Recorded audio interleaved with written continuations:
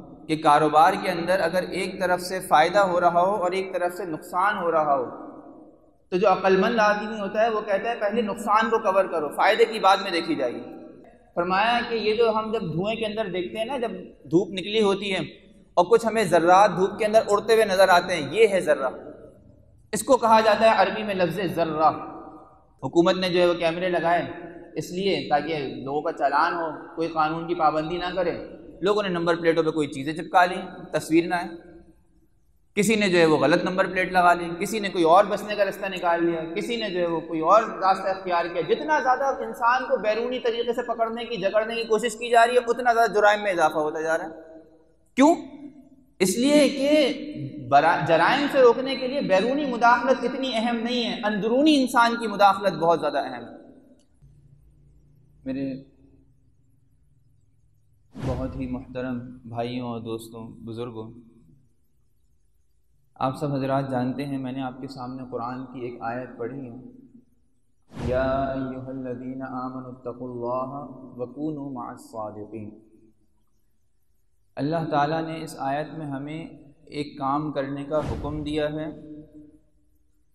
اور آیت کے اخیر حصے میں اس کام کے کرنے کا طریقہ بتایا ہے۔ حکم کیا دیا ہے اللہ تعالیٰ نے؟ اے ایمان والوں، اللہ تعالیٰ بندوں سے، اپنے پیارے بندوں سے مخاطب ہیں، مومنین سے مخاطب ہیں۔ جب اللہ تعالیٰ تمام مخلوق سے مخاطب ہوتے ہیں قرآن میں تو فرماتے ہیں یا ایھا الناس، اے لوگوں۔ اس کے اندر پیار محبت کا وہ درجہ نہیں ہوتا جتنا درجہ جب اللہ تعالیٰ یا ایھا الذین آمنو کہتے ہیں، یعنی اے میرے بندو، اے میرے اوپر ایمان لانے والوں۔ بالکل اسی طرح جس طرح ہم اپنے اجنبیوں سے بات کرتے ہیں تو ہمارا انداز مختلف ہوتا ہے، جب گھر کے بچوں سے بات کرتے ہیں، اپنے تربیت یافتہ لوگوں سے بات کرتے ہیں تو ان سے بڑے پیار سے، بڑے محبت سے بات کرتے ہیں۔ تو اللہ تعالیٰ نے اس میں فرمایا یا ایھا الذین آمنو، اے میرے ایمان والے بندوں، اتقوا اللہ، تقوی اختیار کیا کرو، اللہ سے ڈرو۔ اور پھر فرمایا وکونوا مع الصادقین، اور سچوں کے ساتھ ہو جاؤ۔ یعنی حکم اس بات کا دیا کہ تقوی اختیار کرنا ہے، اور ساتھ ساتھ طریقہ بھی بتا دیا کہ اگر تم تقوی اختیار کرنا چاہتے ہو تو اس کا طریقہ یہ ہے کہ اہل تقوی کے ساتھ ہو جاؤ۔ جو سچے لوگ ہیں، جو ڈرنے والے ہیں، وہی تو سچ بولنے والا ہے۔ جو بے خوف ہوگا، جو جرت مند ہوگا، جو نڈر ہوگا، وہ دھڑلے سے جھوٹ بولے گا۔ لیکن جو اللہ سے ڈرتا ہوگا، جس کے دل میں اللہ کا خوف ہوگا، جس کے دل میں اللہ کے محاسبے کا ڈر ہوگا کہ میں اگر آج غلط بات کہوں گا تو کل کو پکڑا جاؤں گا، وہ آدمی سچا ہوگا۔ تو اس آیت میں ایک بات کا حکم دیا گیا، اے ایمان والو تقوی اختیار کرو۔ سب سے پہلے تو ہمیں یہ سمجھنا پڑے گا کہ تقوی ہے کیا چیز۔ تقوی ہم نے سن تو لیا کہ اللہ تعالیٰ نے ہمیں حکم دیا ہے کہ تقوی اختیار کرنا ہے۔ تقوی سمجھے تو صحیح، تقوی نام کس چیز کا ہے؟ ہم میں سے اکثر لوگ یہ سمجھتے ہیں کہ تقوی شاید بہت زیادہ عبادت کرنے کا نام ہے۔ کچھ لوگ یہ سمجھتے ہیں کہ لمبی لمبی نمازیں پڑھنے والا بڑا متقی ہے، پرہیزگار ہے۔ کچھ لوگ یہ سمجھتے ہیں فلانا آدمی تہجد گزار ہے، فلانا آدمی بڑا روزے دار ہے، آئے دن روزے رکھتا ہے، فلانا آدمی حج و عمرے بڑے کثرت سے کرتا ہے، فلانا آدمی اللہ کی راہ میں خیرات، صدقات، یتیموں کی کفالت کرنا، بیواؤں کی خدمت کرنا، ہر طرح کے خیر کے کام کرتا ہے، فلانا بڑا متقی ہے۔ اللہ نے اہل تقوی والوں کے بارے میں کیا ارشاد فرمایا؟ ان اولیاؤہ الا المتقون، کہ اگر اس کے کوئی دوست ہیں نا دنیا کے اندر، کوئی اس کے محبوب ہیں، تو وہ وہی لوگ ہیں جو متقی ہیں، تقوی والے ہیں۔ اتنا بڑا اللہ تعالیٰ کے ہاں مرتبہ ہے تقوی والوں کا۔ تو جب تک ہمیں پتہ نہیں چلے گا کہ متقی ہے کون، ہم بنیں گے کیسے؟ تو یاد رکھیں کہ تقوی کے معنی ہے اپنے آپ کو گناہوں سے بچانے والا۔ تقوی عبادات کے کرنے کا نام نہیں ہے، بلکہ اللہ تعالیٰ کے منع کردہ کاموں سے بچنے کا نام ہے۔ ایک انسان عبادات زیادہ نہیں کرتا، لیکن جن کاموں سے اللہ تعالیٰ نے اس کو منع کیا ہے اس سے بچتا ہے، یہ آدمی ہے متقی۔ یہ آدمی جھوٹ نہیں بولتا، متقی ہے۔ یہ آدمی کسی کو دھوکہ نہیں دیتا، متقی ہے۔ یہ آدمی کسی کا وقت ضائع نہیں کرتا، اوقات کی پابندی کرتا ہے، متقی ہے۔ یہ آدمی امانت میں خیانت نہیں کرتا، متقی ہے۔ تو گویا کہ اللہ تعالیٰ کی نگاہ میں محبوب، اللہ تعالیٰ کی نگاہ میں مقبول وہ آدمی ہے جو اللہ تعالیٰ کے منع کردہ کاموں سے رکتا ہے، جس کو ہمارے یہاں کہتے ہیں نا کہ دفع مضرت جلب منفعت سے زیادہ ہوتی ہے، زیادہ اہم ہے۔ مثال کے طور پہ ایک انسان جو زیادہ نیکیاں کرتا ہے وہ جلب منفعت ہے، یعنی وہ کار خیر زیادہ سے زیادہ حاصل کرنا چاہتا ہے، نفع کمانا چاہتا ہے۔ اور ایک انسان جو اللہ تعالیٰ کے منع کردہ کاموں سے رکنا چاہتا ہے وہ گویا کہ دفع مضرت ہے، نقصان نہ ہو، اعمال کم کروں لیکن وہ سیف ہوں، جس کو کہا گیا ہمارے بزرگوں کی طرف سے کہ دیکھو ایک ایسی تھیلی میں سامان نہ رکھو کہ جس میں سوراخ ہو، سامان جمع کرتے چلے جاؤ وہ نیچے سے نکلتا چلا جائے۔ ہمارا حال بھی ایسا ہی ہے کہ ہم نیکیاں بہت کرتے ہیں، خیر کے کام بہت کرتے ہیں، لیکن ہماری مثال اس تھیلی کسی ہوتی ہے جس کے اندر سوراخ ہوتا ہے۔ ہوتا کیا ہے کہ ہماری جتنی نیکیاں ہوتی ہیں وہ ہمارے بدکاریوں کی وجہ سے ضائع ہوتی جاتی ہیں۔ آپ نے بھی دیکھا ہوگا کہ کاروبار کے اندر اگر ایک طرف سے فائدہ ہو رہا ہو اور ایک طرف سے نقصان ہو رہا ہو تو جو عقل مند آدمی ہوتا ہے وہ کہتا ہے پہلے نقصان کو کور کرو، فائدے کی بعد میں دیکھی جائے گی۔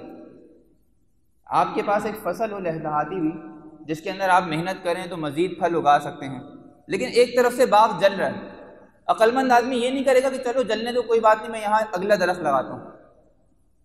وہ کہے گا نہیں پہلے آگ تو بجھاؤ، جو ہیں وہ بھی جائیں گے۔ ایسا نہ ہو کہ وہ آگ پھیل جائے اور یہ جتنے درخت میں نے لگائے ہوئے ہیں جو میرے پاس ابھی موجود ہیں ان سے بھی ہاتھ دھو بیٹھو۔ تو یہ ہے دفع مضرت۔ تو یاد رکھیے ایمان کے اندر بھی یہی چیز ہے کہ ایمان کے اندر اعمال صالحہ کا اختیار کرنا، جن کو ہم اللہ تعالیٰ کے اوامر کہتے ہیں کہ اللہ تعالیٰ نے حکم دیا ہے نماز پڑھنے کا، روزہ رکھنے کا، زکوٰۃ دینے کا، حج کرنے کا، یہ اوامر ہیں۔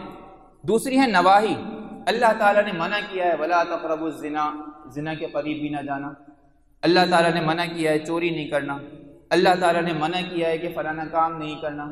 تو جتنی بھی نواہی ہیں یہ شریعت میں مقدم ہیں، یعنی متقی اللہ کی نگاہ میں وہ ہے کہ جو اللہ تعالیٰ کے منع کردہ کاموں سے بچ جاتا ہے، نیک اعمال زیادہ کرے بہت اچھی بات، نہیں بھی کرے تو بھی اچھی بات، اس کی خیر میں کوئی فرق نہیں آئے گا، کیونکہ جتنی اس کی نیکیاں ہیں سیف ہیں، جتنی انویسٹمنٹ اس نے کی ہے، جتنی محنت اس نے کی ہے سیف انویسٹمنٹ ہے، اس کے پاس سب کچھ محفوظ ہے۔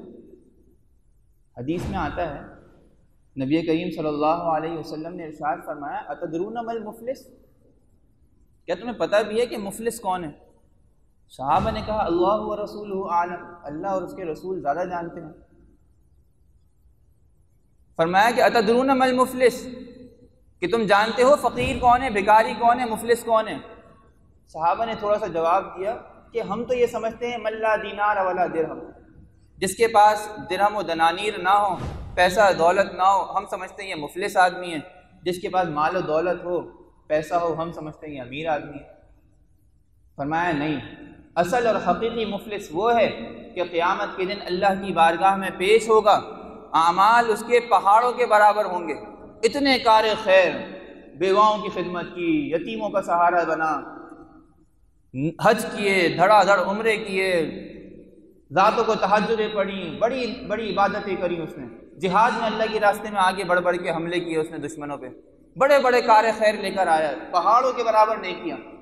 شتم ھذا، کسی کو گالی دی، کسی کو برا بھلا کہا، کسی کا مال دبا لیا، کسی کا حق دبا لیا۔ اب کیا ہوا؟ اللہ تعالیٰ کے یہاں جتنے بھی یہ سارے کے سارے لوگ تھے لائن لگا کے کھڑے ہو گئے کہ اس نے دنیا میں ہمارا یہ حق کھایا، بدلہ کوئی نہیں ملا، آج حساب کا دن ہے، ہمیں بدلہ چاہیے۔ اللہ تعالیٰ کہیں گے کہ ہاں بالکل، آج تو جزا کا دن ہے، آج تو انصاف کا دن ہے، آج تو عدل کا دن ہے۔ کیا کیا تھا تمہارا؟ اتنے 1000 روپے میرے کھا کے بیٹھ گیا، واپس نہیں کیے۔ کہا بھائی کیا واپس کس طرح کرو گے؟ فرمایا 1000 روپے دے دو۔ نہیں، آج یہ 1000 کسی کام کے نہیں ہے، نہ ریال کام کا، نہ درہم کام کا، نہ ڈالر کام کا، کسی کام کا نہیں۔ فرمایا اللہ کیسے واپس کروں؟ یہ نیکیاں ہیں، یہ اس کے حوالے کرو۔ اب اس پہاڑ میں سے تھوڑی سی نیکیاں نکالی گئی اور اس آدمی کے حوالے کر دی. دوسرا آیا, کیا کیا تھا؟ گالیاں دی, چلا گیا ہمیں گالیاں دے کے. گاڑی ذرا سی لگ گئی, تکبر میں اترا, 4-5 گالیاں سنائی. سامنے غریب تھا بیچارہ, کچھ کہہ نہیں سکا. اللہ نے اس وقت چھوڑ دیا. دنیا تو ہے نا, اللہ تعالیٰ نے ڈھیل دی ہے, مومنوں کو بھی ڈھیل دی ہے, کافروں کو بھی ڈھیل دی ہے. جتنا زیادہ یہاں پر تم شر مچا سکتے ہو مچا لو. فَمَهِّلِ الْكَافِرِينَ أَمْهِلْهُمْ رُوَيْدًا. اے نبی آپ بھی ڈھیل دیں, ہم نے بھی ڈھیل دی ہوئی ہے. ان کے لیے ہم نے ایک دن جزا کا رکھا ہوا ہے اور حساب کا رکھا ہوا ہے, دا ڈے آف ججمنٹ. تو اب کیا ہوا؟ وہ آ کے کھڑا ہو گیا اللہ کی بارگاہ میں. اس آدمی کیسا, اس کا تو میں نے سوچا بھی نہیں تھا کہ یہ بھی آ جائے گا. چلو کوئی بات نہیں, ابھی تو بہت پہاڑ ہیں, ابھی تو بہت نیکیاں ہیں میرے پاس, اس کو کور کر دیتا ہوں. کتنی چاہیے, اتنی مجھے نیکیاں حوالے کر دی جائیں, دے دی اس کو. لیکن کیا کریں کہ یہ آدمی کے پاس تو جرائم کا ایک بہت بڑی فہرست تھی. سارے کے سارے مدعی لائن بنا کے کھڑے ہوئے تھے, ایک ایک کر کے آتے گئے, تھوڑے تھوڑے نیکیاں لے کے گئے, یہاں تک کہ حال یہ ہو گیا کہ وہ پہاڑوں کے برابر نیکیاں ختم ہو گئی. فہرست ابھی باقی ہے, فہرست ابھی باقی. دنیا کے اندر انسان اللہ تعالیٰ نے اختیار دیا ہے نا خیر اور شر کا. جب شر کرنے پہ آتا ہے تو سوچتا نہیں ہے کہ کس کے ساتھ کیا کروں, ایسی کی تیسی اکھاڑ کے رکھ دوں گا, پچھاڑ کے رکھ دوں گا, کوئی میرا کچھ بگاڑ کے تو دکھائے. بڑے بڑی انسان کے اندر بداوے ہوتے ہیں, رعونت ہوتی ہے, مال کی وجہ سے, اس کی عہدے کی وجہ سے, اس کے منصب کی وجہ سے. سمجھتا ہی نہیں ہے سامنے پتھارے والا ہے, کوئی حقیر آدمی ہے, کوئی بھکاری ہے. اگر میں نے اس کی دل شکنی کر دی تو کیا ہوا, کون سی بڑی بات ہوئی, کون سی قیامت آ گئی؟ وہاں آئے گی قیامت جب وہ کھڑے ہوں گے لائن میں اور مطالبہ کریں گے کہ اللہ ہمارا کیا, ہمیں تو اپنے اعمال کا محاسبہ اور جزا نہیں ملی. فرمایا اب جزا یہ ہے کہ تمہارے کچھ گناہ ہیں تو اس کے ذمہ ڈال دو. اب معاملہ الٹا ہو گیا, کیا پہاڑ لے کر آیا تھا نیکیوں کے, اور اب حساب کتاب الٹا پڑ گیا کہ دوسرے کے گناہوں کو اس کے ذمے میں ڈالا جا رہا ہے. یہاں تک کہ اللہ تعالیٰ فرماتے ہیں, اللہ کے رسول صلی اللہ علیہ وسلم, کہ کتنے ہی لوگوں کے گناہ اس کے پلڑے میں ڈال دیے جائیں گے, اس کے گناہوں کا پلڑا جھک جائے گا اور اس کو اٹھا کے جہنم میں پھینک دیا جائے گا. فرمایا یہ ہے حقیقی مفلس, یہ ہے بھیکاری, یہ ہے تنگدست, کہ دنیا کے اندر جو کام کرنا چاہیے تھا اور جن کاموں سے بچنا چاہیے تھا, آدھے پہ عمل کیا, آدھے پہ نہیں کیا. تو تقوی اسی چیز کا نام ہے کہ انسان اپنے آپ کو گناہوں سے بچائے. بزرگان دین اس کے لیے بڑا اہتمام کیا کرتے تھے کہ حقوق اللہ بھی محفوظ رہیں, حقوق العباد بھی محفوظ رہیں. دنیا میں تو کوئی پوچھنے والا نہیں نا, باپ بیچارہ بوڑھا ہو گیا, کمزور ہو گیا, 4 باتیں سنا دی اس کو, کیا کر سکتا ہے؟ گھر سے نکالے گا؟ اب تو طاقت نہیں ہے اس میں. بچے ہیں, بڑے ہو گئے ذرا سی عمر کے اندر, اساتذہ کو سنا دی, کون پوچھنے والا ہے؟ اب تو میں طاقتور ہو گیا, اب تو میں 17 سال کا ہو گیا, اب میں 18 سال کا ہو گیا, اب تو میں جوان ہوں. اسلام پر عمل نہ کرنے کی بجائے ہمارا معاشرہ تباہیوں کی طرف, خرابیوں کی طرف جا رہا ہے. کاروبار کر رہے ہیں, کیا مسئلہ؟ اگر میں نے 4 پھلوں کے ساتھ ایک پھل اس کے اندر داغ والا ڈال کے دے دیا, کون پوچھنے والا ہے؟ کہاں آئے گا گھر سے ایک پھل کو واپس کرنے کے لیے, اتنے کا تو پیٹرول لگ جائے گا اس کا. یہ سمجھ لیا کہ کوئی پوچھنے والا نہیں, کوئی حساب لینے والا نہیں. یہ سارے کے سارے حقوق العباد ہیں. ایک ایک رائے کا حساب ہوگا, ایک ایک ظلم کا حساب ہوگا, کس کو کیا برا بھلا کہا تھا اس کا حساب ہوگا, کس کو کہاں دھوکہ دیا بیع و شراء کے اندر, خرید و فروخت کے اندر, حساب ہوگا. چیز خراب تھی بغیر بتائے بیچ دیا, حساب ہوگا. معاملات کے اندر دھوکہ دہی کی, 4 دن بعد کہا پیسے دے دوں گا, کون پوچھنے والا, کون سا آگے میرے سر پہ بندوق رکھے گا؟ منع کروں گا تو اگلے دن آئے گا اور خوار ہوگا, دوسری دفعہ آئے گا پھر ٹوپی کرا دوں گا. یہ تو ہمارے یہاں معمول ہے نا, پیسے لے کے مکر جانا, پیسے لے کے ڈھیل دے دینا, خوار کرتے رہنا اگلے کو کہ یہ کیا کچھ کر سکتا ہے میرا. وہ دن ہے حساب کا, جب اللہ تعالیٰ نے فرمایا کہ بھائی وَمَن يَعْمَلْ مِثْقَالَ ذَرَّةٍ خَيْرًا يَرَهُ وَمَن يَعْمَلْ مِثْقَالَ ذَرَّةٍ شَرًّا يَرَهُ. ایک ذرہ خیر بھی ہوگا, آج ہم سامنے لا کے کھڑا کریں گے. ایک کتے کو پانی بھی پلایا ہوگا نا, بغیر سوچے سمجھے, بغیر کسی نیت کے, بغیر کسی خیر کے ارادے کے, کہ نظر آیا تھا کہ بھائی کتا بیچارہ پیاسا تھا, پانی پلا کے چلے گئے, ہم دیکھا اتنی بڑی نیکی مل گئی. آج ذرہ خیر تھا, اللہ نے حساب کیا, سامنے لا کے رکھا. اللہ کے رسول صلی اللہ علیہ وسلم نے فرمایا ایک بدکار فاحشہ کی مغفرت کر دی گئی ایک عورت کی اس وجہ سے کہ جب وہ ایک دیکھا اس نے کتے کو کہ وہ پیاسے کنویں کے پاس کھڑا ہے اور پانی نکالنے کے لیے کوئی ذریعہ رستہ نہیں ہے، تو اس نے اپنا دوپٹہ اتارا، اس کو جا کے ڈالا پانی کے اندر اور باہر نکال کے نچوڑ دیا، اس طرح کر کے پانی پلا دیا، اللہ نے اس کی بخشش کر دی، مغفرت کر دی۔ ذرہ خیر تھا، دنیا میں اگر کتا کچھ نہیں دے سکتا تو کیا ہوا، اللہ تو دیں گے۔ ذرہ شر ہوگا اللہ تعالیٰ اس کا حساب کریں گے۔ وَمَن يَعْمَلْ مِثْقَالَ ذَرَّةٍ شَرًّا يَرَهُ۔ ذرہ کسے کہتے ہیں؟ علماء فرماتے ہیں کہ ذرہ کہتے ہیں کہ جو رائی کے دانے سے بھی زیادہ باریک چیز ہو۔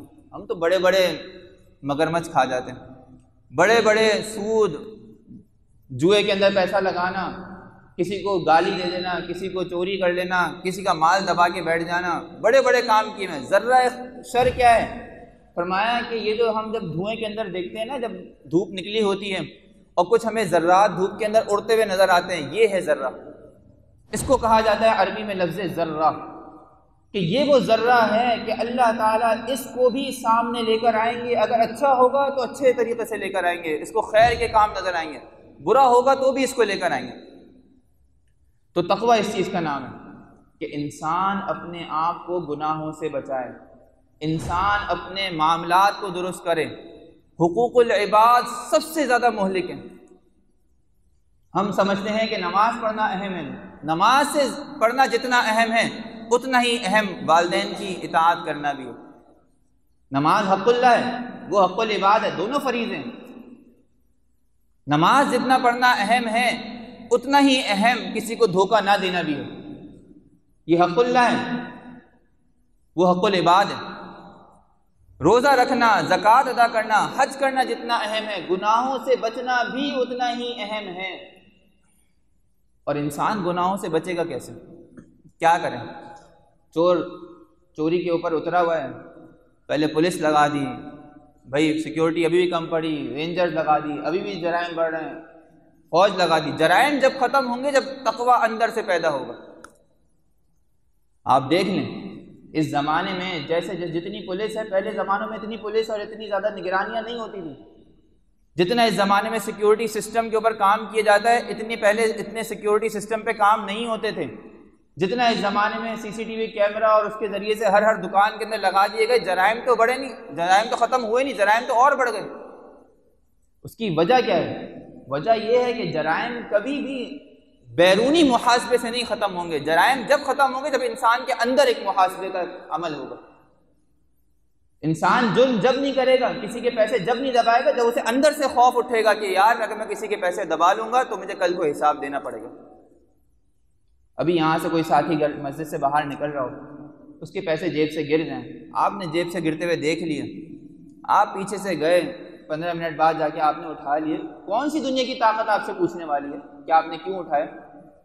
لیکن جب ایک اندر کا نظام کام کر رہا ہوگا، تقوی کا پروسیس کام کر رہا ہوگا، اللہ کا خوف دل میں ہوگا، تو اٹھاتے وقت اس بات کا خیال ہوگا یار مجھے تو اس کو اس کے مالک تک پہنچانا ہے، یہ ایک میری ذمہ داری ہے۔ میں گیا آفس کے اندر اور میں نے جا کے جو ہے وہ ٹائم میرا 8 بجے تھا، دیر ہو گئی، آرام سے بیٹھا رہا، ناشتہ کرتا رہا، 9 بجے پہنچا، باس آئے 10 بجے، پتہ ہی نہیں چلا ان کو کہ یہ 1 گھنٹہ لیٹ آیا۔ کیا اس سے جرم رک جائے گا؟ نہیں۔ وہ CCTV کیمرہ لگائے گا، وہ کارڈ سسٹم لگائے گا، ہم کسی دوست کو کہہ دیں گے یار صبح 8 بجے میرا کارڈ پنچ کر دینا، وہ روکنے کا ایک راستہ بنائے گا، ہم چوری کے 10 راستے بنائیں گے۔ آپ دیکھ لیں آج کل حکومت نے جو ہے وہ کیمرے لگائے اس لیے تاکہ لوگوں کا چالان ہو، کوئی قانون کی پابندی نہ کرے، لوگوں نے نمبر پلیٹوں پہ کوئی چیزیں چپکا لی، تصویر نہ آئے، کسی نے جو ہے وہ غلط نمبر پلیٹ لگا لی، کسی نے کوئی اور بچنے کا راستہ نکال لیا، کسی نے جو ہے وہ کوئی اور راستہ اختیار کیا۔ جتنا زیادہ انسان کو بیرونی طریقے سے پکڑنے کی، جکڑنے کی کوشش کی جا رہی ہے، اتنا زیادہ جرائم میں اضافہ ہوتا جا رہا ہے۔ کیوں؟ اس لیے کہ جرائم سے روکنے کے لیے بیرونی مداخلت اتنی اہم نہیں ہے، اندرونی انسان کی مداخلت بہت زیادہ اہم ہے۔ ایک انسان کو دنیا میں کوئی بھی نہیں دیکھ رہا ہوگا، وہ جرم سے بچے گا اگر اس کے دل میں خدا کا خوف ہوگا، اگر اس میں تقویٰ ہوگا، اور اسی کو اللہ نے ارشاد فرمایا۔ یہ دیکھو یہ لوگ ہیں جو اللہ تعالیٰ سے ڈرتے ہیں، اتقوا اللہ فی السر والعلانیہ، اللہ سے ڈرو، سب کے سامنے بھی، اکیلے میں بھی۔ سب کے سامنے بیٹھے ہوئے صاحب بہادر بڑے اچھے طریقے سے سلیقے سے بات کر رہے ہیں، کوئی برائی کا کام نہیں کر رہے، خلوتوں میں جا رہے ہیں گناہ کر رہے ہیں، اکیلے موبائل میں بیٹھ کے الٹی سیدھی چیزیں دیکھ رہے ہیں، یہاں تو کوئی نہیں دیکھ رہا۔ ارے جب یہ خیال ہوگا کہ اللہ مجھے دیکھ رہا ہے تو کیسے گناہ کرو گے؟ جب یہ خیال ہوگا کہ کل کو اس موبائل کی جو ہسٹری ہے میں نے جو ڈیلیٹ کر دی، یہ یہاں سے ڈیلیٹ ہوئی ہے، اللہ کی نامہ اعمال سے یا لوح محفوظ سے ڈیلیٹ نہیں ہوئی ہے، وہاں پہ میرا محاسبہ ہونا ہی ہونا ہے، پھر کیسے کرو گے؟